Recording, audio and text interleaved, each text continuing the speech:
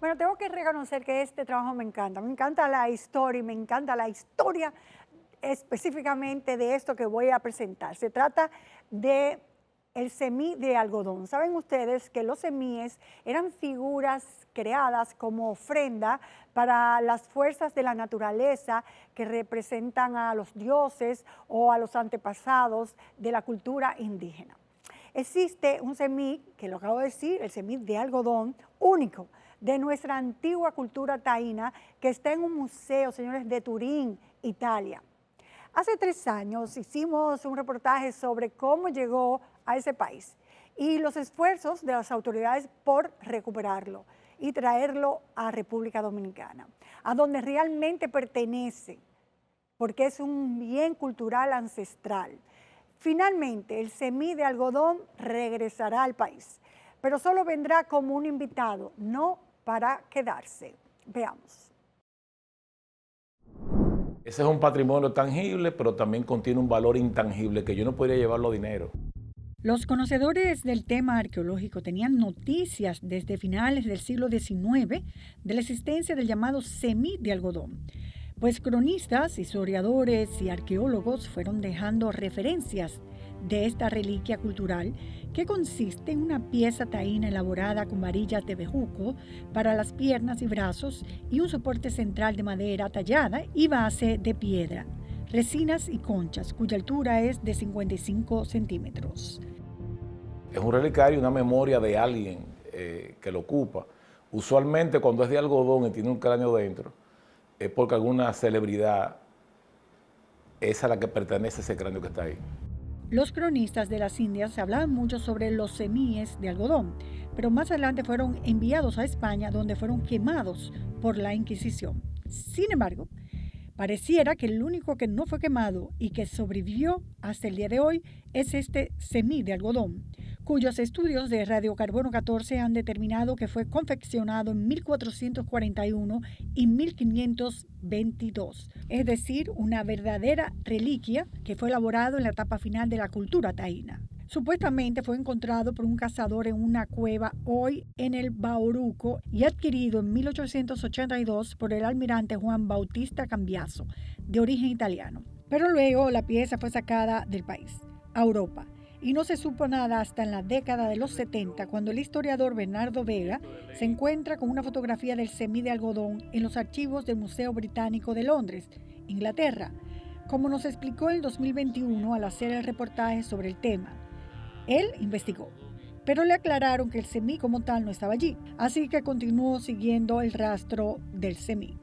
Como Cambiaso era una familia de Génova, que debería de estar en algún sitio en Génova, y comencé a contactar a los diferentes museos. Me explicaron que con motivo de la Segunda Guerra Mundial muchas de las colecciones fueron llevadas a otro lugar, pero preguntando y preguntando, un arqueólogo me dijo que él creía haber visto esa pieza en el Museo Antropológico de Turín.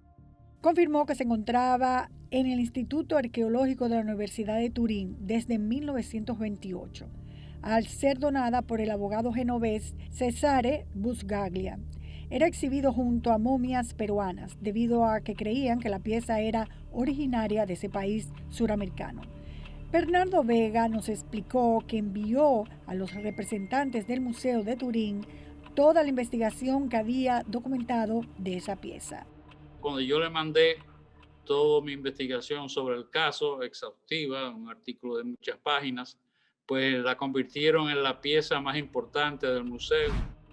Desde los años 70 se realizaron numerosos intentos para lograr que el Museo de Turín nos otorgue la potestad del semí de algodón. El ex ministro de Cultura, Rafael Antigua, la ex embajadora dominicana en Italia, Peggy Cabral, el ex director del Museo del Hombre Dominicano, Cristian Martínez, y en la actualidad el embajador dominicano en Italia, Tony Raful.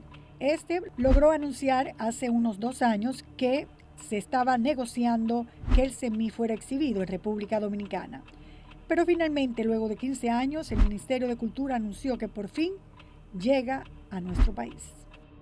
Lo que hemos hecho nosotros son diligencias diplomáticas, con la ayuda, bueno, principalmente el trabajo que ha hecho la ministra Milagros Germán recientemente, que estuvo reunida ya con el ministro de Cultura, con el rector de la Universidad de Turín y con el director de Bienes Culturales de Italia, que tiene un nombre muy peculiar, Luigi La Rocca, y las diligencias que había hecho ya el embajador Tony Raful. Estará aquí en junio próximo y será exhibido durante 6 meses gracias a un memorándum de entendimiento entre el Ministerio de Cultura de la República Dominicana y el Ministerio de Cultura de Italia, junto con la Universidad de Turín, firmado en Roma, Italia. Y va a haber un intercambio amistoso donde nosotros mandaremos 14 piezas prehispánicas, taínas, a Italia y ellos prestan al CEMI. Entonces es un intercambio. En el acuerdo, ambos países se comprometen a garantizar la seguridad integral y la adecuada conservación de las piezas, uno de los elementos que más preocupación generaba en el Museo de Turín y por lo que se demanda unas condiciones muy específicas de climatización. Definitivamente tenemos la capacidad de tenerlo aquí sin que haya daño, de protegerlo. Eso tiene su mecanismo y su protocolo, hasta la manera de manipularlo. Incluso viene con todo y su vitrina actual. De hecho, las autoridades dominicanas reconocen que el hecho de que esa pieza haya sobrevivido hasta el día de hoy se debe en gran parte a las labores de preservación de la Universidad de Turín. Y hay que agradecerle a ellos eso por la manera en que lo han tratado, porque por muchas razones eso pudo no haber existido de no salir del país.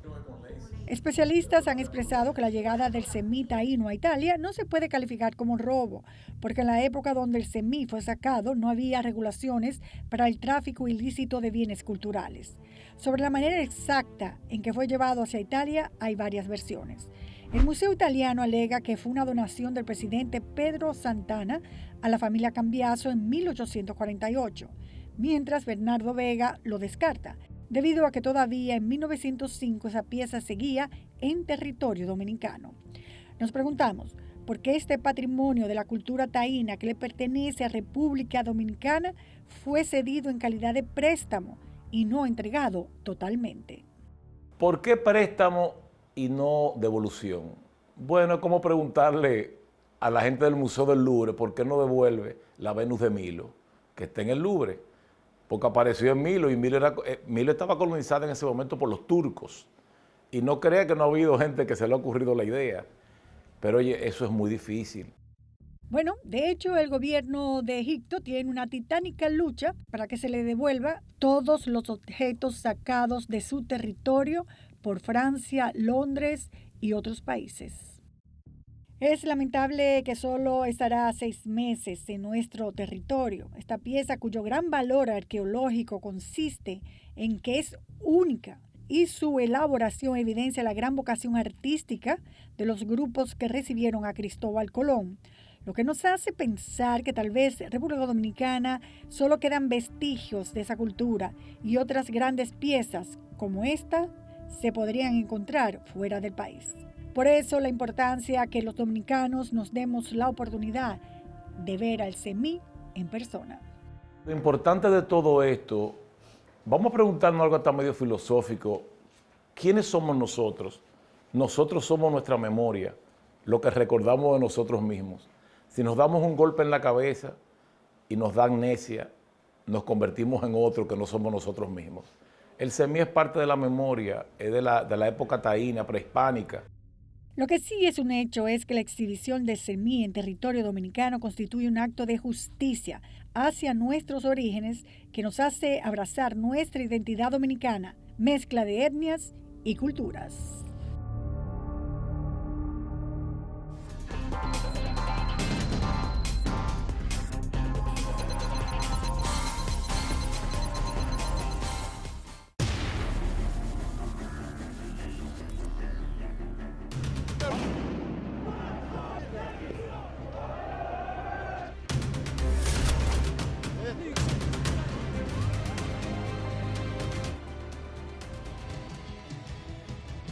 N Digital, cada minuto una verdad. El periódico con las noticias en tiempo real.